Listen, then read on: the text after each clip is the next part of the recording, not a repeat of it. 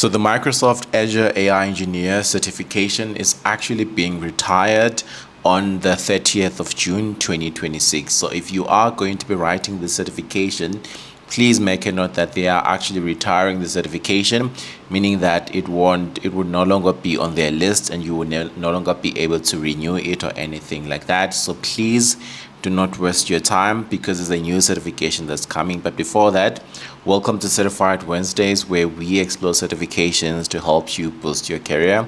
Yes, we are bringing the Certified Wednesday series because there's a couple of new certifications that are coming up, especially for Microsoft and AWS in the data and AI space.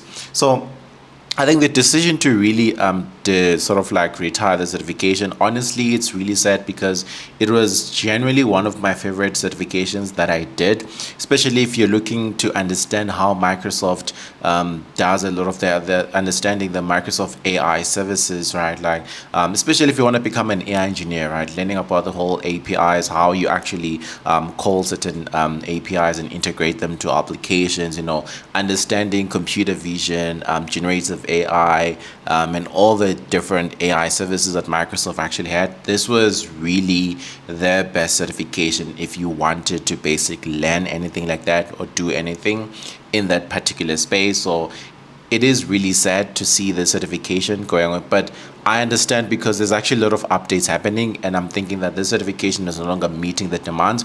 So they are actually replacing it with a new certification that's actually called the Azure AI App and Agent Developer Associate, and this is coming, I think, in April.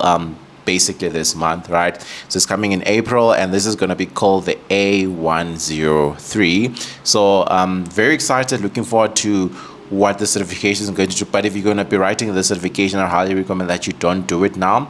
Wait for the new certification, and I'm going to break down for you guys once the new certification is out what exactly it also entails.